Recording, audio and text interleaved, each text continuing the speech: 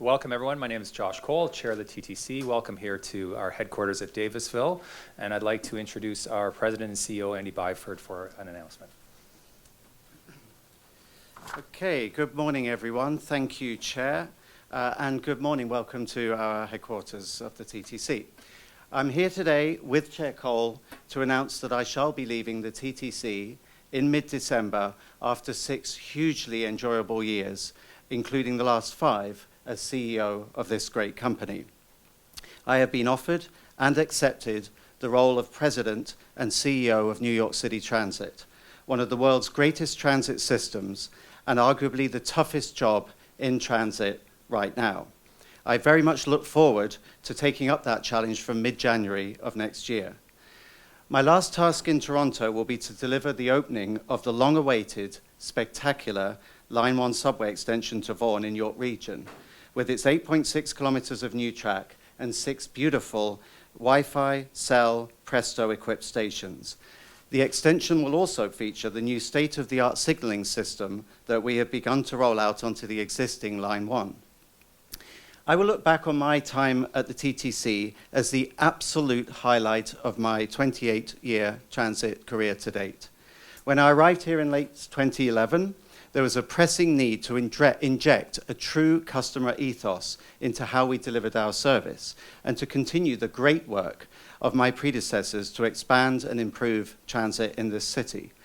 I saw enough in my first 3 months as Chief Operating Officer to convince me that job one for the TTC was to get exponentially better at delivery of what I call the basics, a relentless push to drive up standards of safety, of cleanliness, punctuality, and reliability across all 5 modes that we operate.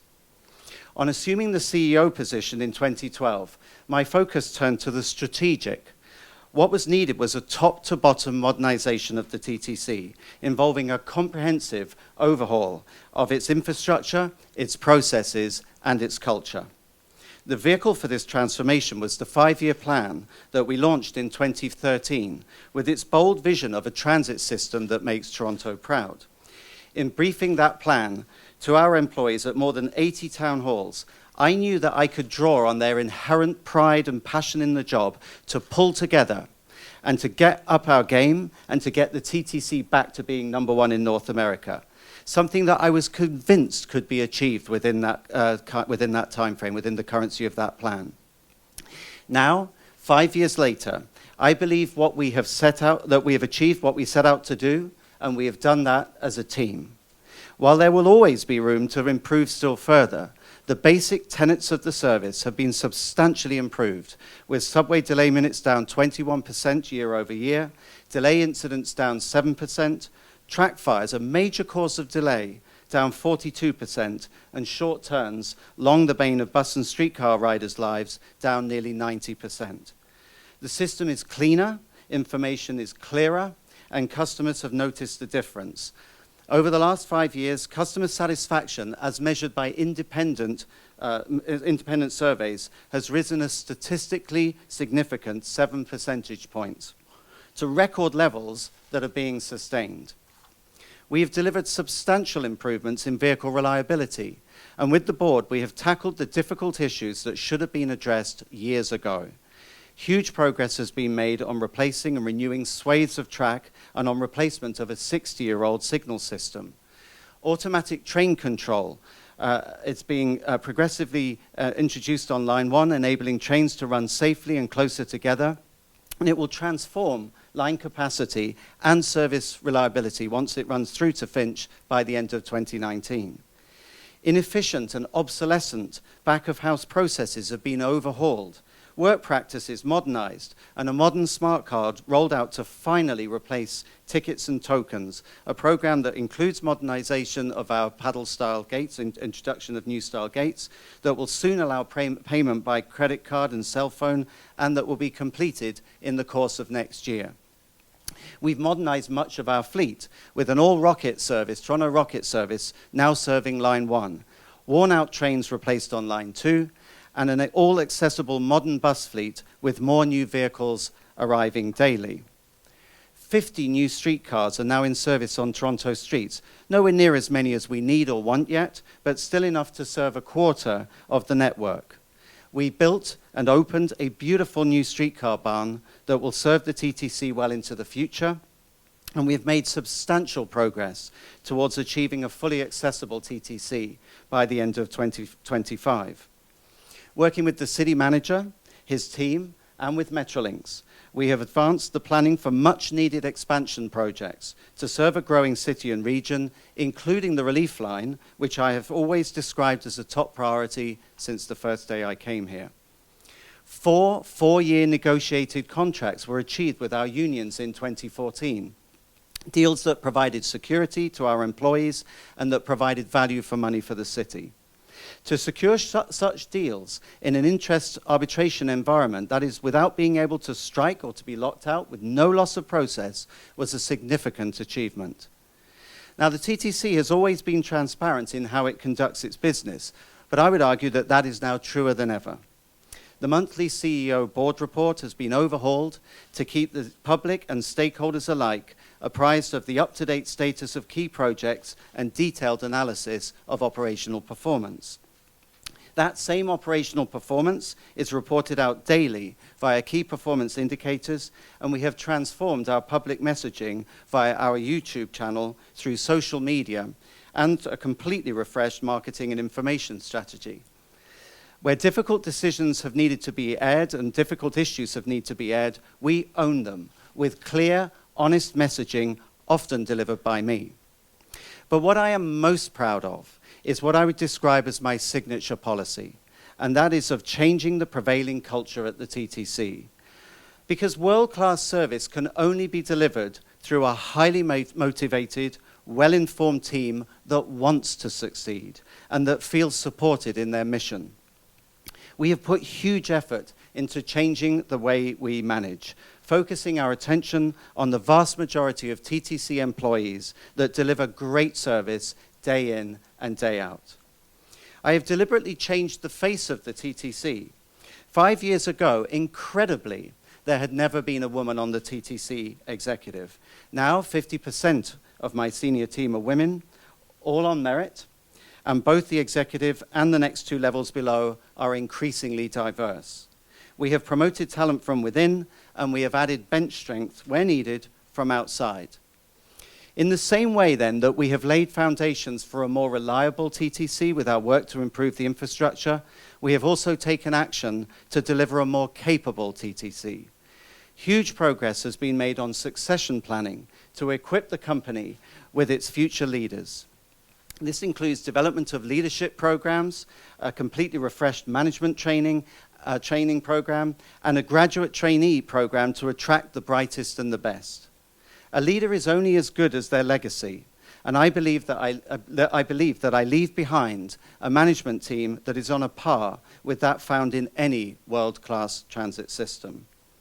It was this refreshed and motivated TTC team that delivered a flawless, world-class transit plan for the 2015 Pan Am Games.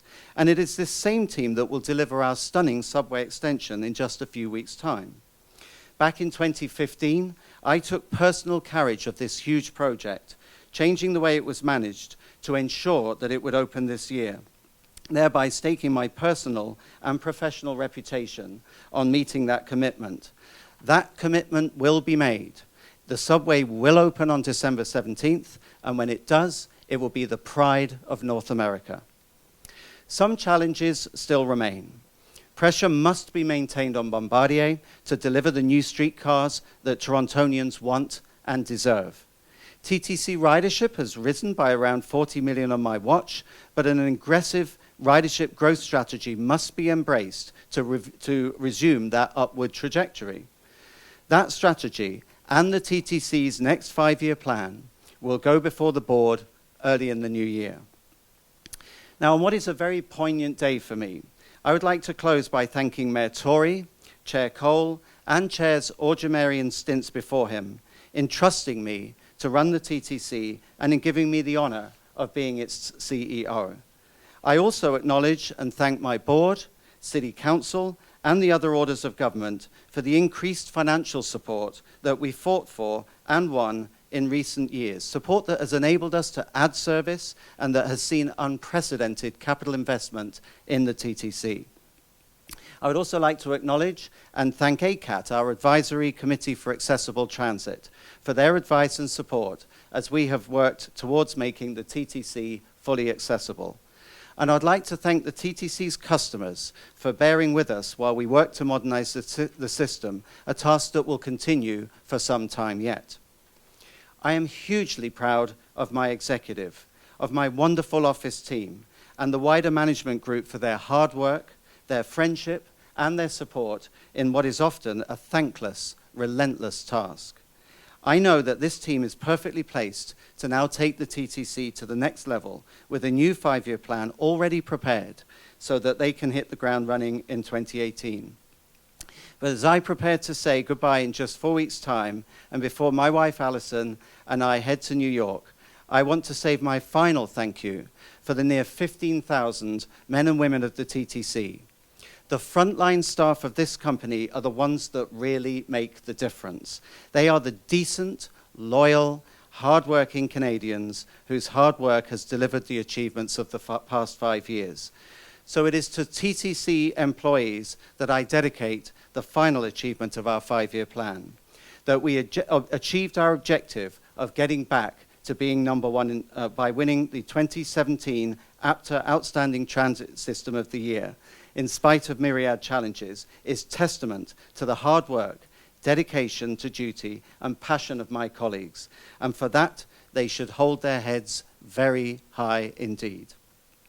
But for the next 4 weeks, it's business as usual, as we focus on getting the Line 1 extension ready for opening and as we finalize the 2018 budget. I will answer a few questions once Josh Colle, my chair, has spoken, but after that, I must focus on these priorities, so I will hold off on any sit-down interviews until December when the extension is up and running. Thank you, and I will now invite Chair Colle to say a few words. Andy.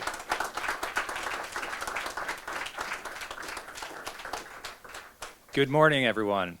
First of all, and most importantly, on behalf of the TTC board, I want to thank Andy for his commitment not only to the TTC, but to the people of Toronto. Since Andy joined the TTC 6 years ago, he's demonstrated an unwavering dedication to continuously improving the TTC, fighting for better transit and for all of our customers. And he's succeeded at all of that and more. Andy created a vision for the TTC and worked with me and the TTC board and Mayor Tory to begin the necessary reinvestment in public transit that we have today. We've all been very fortunate to have his expertise and leadership here in Toronto, where transit is never far from the top of issue lists. Andy showed leadership and commitment, and together with City Council and the board, worked to get the Spadina subway extension back on track, a subway extension that's going to open in a mere 25 or 26 days.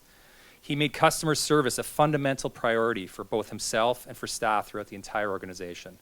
This relentless focus on customer service has resulted in a system and a service that is noticeably cleaner, safer, more reliable to our customers, and our customer satisfaction levels have never been higher. Of course, I'll miss Andy's advice and counsel, his commitment to accountability and integrity. As you know, he's always out there. He's always willing to answer any question. His enthusiasm for modernizing the TTC and his fondness for his employees. At every opportunity, just like you heard now, he proudly defended or boasted about the thousands of men and women who work at the TTC and would consistently engage with them at every level. He loved to ride the system himself, and when he rode, he got no shortage of compliments and suggestions from our riders. And he's, of course, a great communicator, as we've all seen here today and over his time with us in Toronto. New York is certainly lucky to have him, and I wish him great success in what I'm sure is going to be a monumental challenge. No politics in New York. Finally, just on some housekeeping, at our board meeting on November 28th to discuss the budget, I'll ask the board to affirm our Deputy CEO, Rick Leary, as our acting or interim CEO, effective December 22nd. As per my direction, our Chief People Officer has already engaged with an executive search firm to begin an international search for a new replacement, and we hope to have our permanent CEO in place by or before July 1st. So again, thank you, Andy, for your commitment to the city, to the TTC. You will be missed, and good luck on your future endeavors.